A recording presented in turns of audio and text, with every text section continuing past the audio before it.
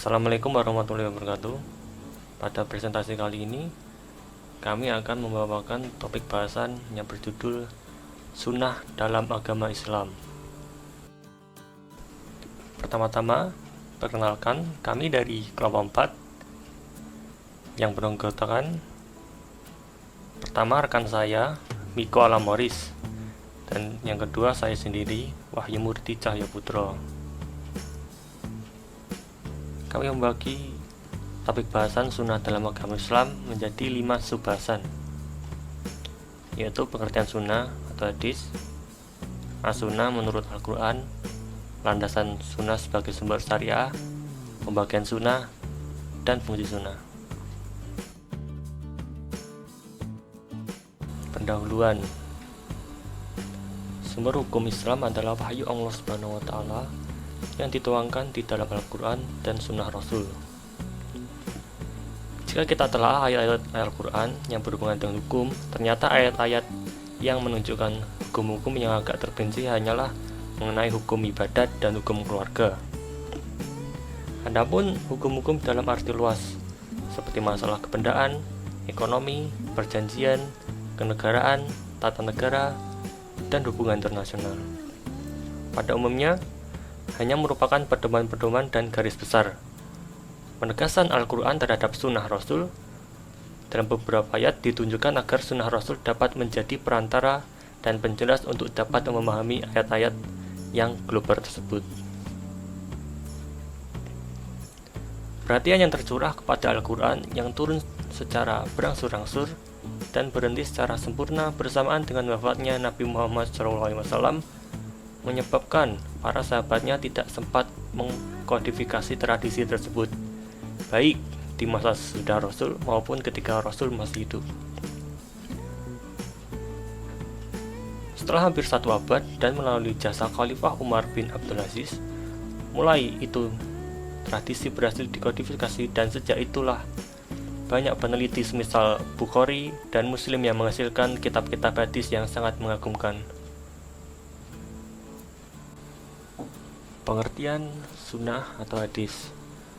Menurut istilah ahli hadis, hadis ialah segala ucapan Nabi, segala perbuatan beliau, dan segala keadaan beliau. Selanjutnya, hadis menurut ahli usul ialah segala perbuatan dan segala takrir Nabi yang bersangkutan paut dengan hukum. Hasbi As-Siddiq 1980-23. Adapun sunnah menurut istilah ahli usul fiqh ialah segala sesuatu yang dinukilkan dari Nabi SAW, baik perkataan maupun perbuatan, ataupun takrir yang mempunyai hubungan dengan hukum. Makna inilah yang diberikan kepada perkataan sunnah dalam sabda Nabi, "Sungguh telah saya tinggalkan untukmu 2 perkara. Tidak sekali-kali kamu sesat selama berpegang kepadanya, yakni Kitabullah dan sunnah Rasulnya." Hadis riwayat Malik. Antara istilah al-hadis dan al-sunnah sering dimaksudkan sama, tetapi oleh sebagian ahli hadis dijelaskan bahwa hadis mengandung pengertian lebih luas, sedangkan al-sunnah lebih spesifik, yaitu segala sesuatu yang menyangkut pribadi Nabi yang dimuat di dalam hadis Nabi.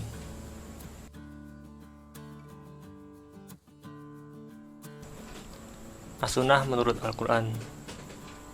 Jadi ini ayat-ayat Al-Quran yang membahas sunnah. Terdapat ayat-ayat Al-Quran yang membahas sunnah. Seluruh umat Islam sepakat menurut artikelnya Samsul Hidayat dan Amrul Khairi di Firqah Toharus Sunnah di seluruh ayat 2, bahwa Al-Quran adalah sumber hukum utama dan sunnah adalah sumber hukum kedua. Rasanya sulit dibayangkan apabila Al-Quran dipahami tanpa melalui hadis atau sunnah Nabi. Ketika memahami dan melaksanakan sesuatu, misalnya tentang haramnya memakan bangkai, apabila hanya mempedomani Al-Quran dan mengingkari sunnah atau hadis Nabi, seharusnya menganggap haramnya segala macam ikan laut maupun ikan air tawar, karena hakikatnya semua itu adalah bangkai. Sedangkan halalnya bangkai ikan laut, ikan air tawar, dan sejenis belalang adalah jumpai di dalam hadis Nabi, bukan di dalam Al-Quran. Ayat dalam Al-Quran yang menjelaskan keutamaan sunnah. Allah berfirman dalam Quran surat An-Nisa 65, yang artinya, maka demi Tuhanmu, mereka pada hakikatnya tidak beriman hingga mereka menjadikan kamu hakim terhadap perkara yang mereka perselisihkan. Kemudian mereka tidak merasa dalam hati mereka sesuatu keberatan terhadap putusan yang kamu berikan, dan mereka menerima dengan sepenuhnya. Selanjutnya pada Quran surat Al-Ahzab ayat 36, Allah berfirman, yang artinya, dan tidaklah patut bagi laki-laki yang mukmin dan tidak pula bagi perempuan yang mukmin apabila Allah dan Rasul-Nya telah menetapkan suatu ketetapan, akan ada bagi mereka pilihan yang lain tentang urusan mereka, dan barang siapa mendurhakai Allah dan Rasul-Nya, maka sungguhlah dia telah sesat yang nyata. Dalam Quran surat An-Nisa ayat 80, Allah berfirman, yang artinya, barang siapa yang mentaati Rasul itu, sesungguhnya ia telah mentaati Allah.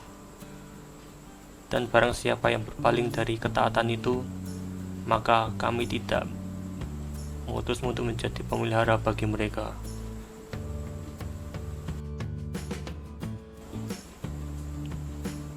Quran surat Al-Hasr ayat 7, Allah berfirman, yang artinya, apa yang diberikan Rasul kepadamu ambillah, dan apa yang dilarang bagimu tinggalkanlah. Dalam Quran surat Ali Imran ayat 32, Allah berfirman, yang artinya, katakanlah, taatilah Allah dan Rasul-Nya. Jika kamu berpaling, maka sesungguhnya Allah tidak menyukai orang-orang kafir. Dengan mencermati ayat-ayat di atas, menunjukkan bahwa hubungan antara Al-Quran, firman Allah, dengan sunnah Nabi tidak dapat dipisahkan. Allah menjelaskan banyak hal, baik masalah akidah, akhlak, ibadah, dan sebagainya. Tidak mungkin semuanya dijelaskan secara operasional. Misalnya masalah sholat, tentang contoh gerak-gerik sholat, dan seluk-beluk tentang sholat harus dijelaskan oleh sesama manusia. Allah tidak mungkin memberi contoh atau memperagakan tentang gerakan rukuk sujud, karena Allah gaib. Jadi tugas Nabi adalah menjelaskan banyak hal tentang segala sesuatu yang tidak dijelaskan atau belum terperinci di dalam Al-Quran.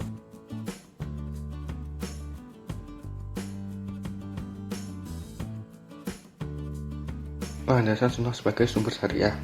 Unsur iman terhadap rukun imam ialah percaya bahwa Nabi Muhammad SAW adalah Rasul. Oleh karena itu, terdapat keharusan pada manusia untuk mengikuti jejak apa yang telah beliau laksanakan dalam hidup dan kehidupan untuk mencapai kehidupan di dunia dan di akhirat.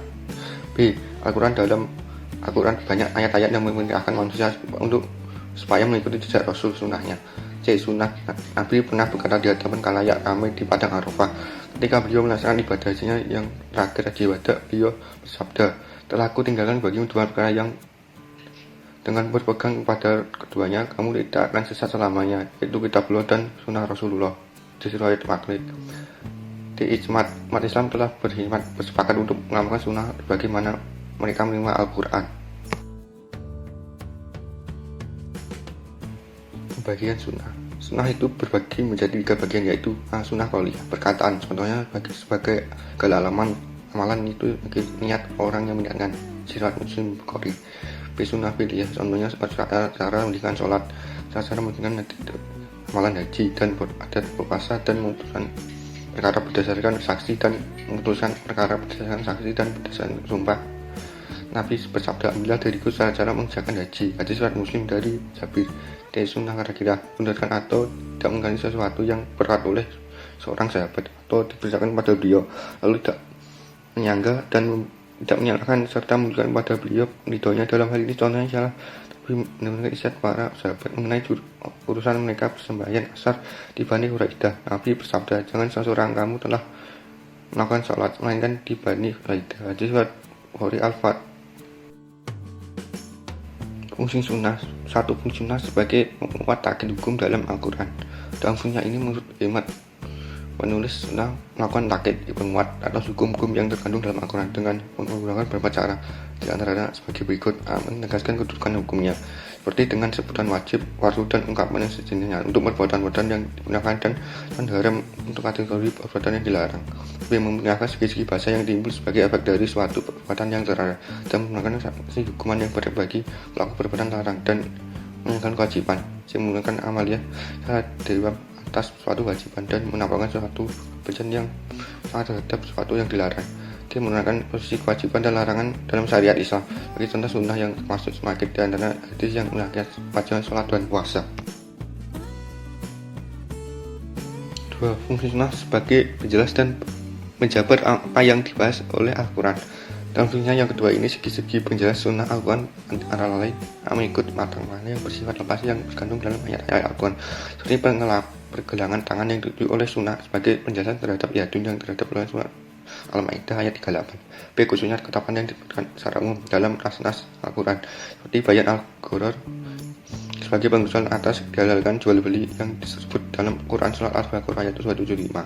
C. Menjelaskan mekanisme pelaksanaan dari ketetapan Al-Quran, seperti tata cara pelaksanaan salat, haji, puasa, dan kewajiban-kewajiban lainnya.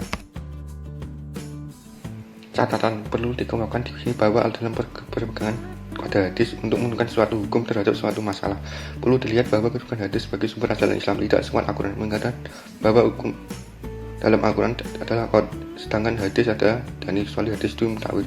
Dan itu seluruh Al-Quran harus dijadikan pedoman, sedangkan hadis yang tujuannya pada maksud tertentu dan untuk kebutuhan waktu tertentu. Artinya keberlakuannya tidak universal seperti Al-Quran. Namun dengan dalam praktek sehari-hari dalam melaksanakan apa yang telah diperkuat oleh Rasulullah, ada beberapa pengajaran di antaranya: A. Tentukan dalil khusus seperti Nabi mengalami lebih dari 4 orang wanita. B. Nabi sebagai kepala negara, sifat negara dalam ini Nabi hanya melakukan dari sejajar yang esensial, umpamanya musyawarah dan mufakat, persamaan dan kewajiban keadilan dan lainnya sebagainya. C. Masalah-masalah keduniaan yang terjadi Nabi bagi manusia.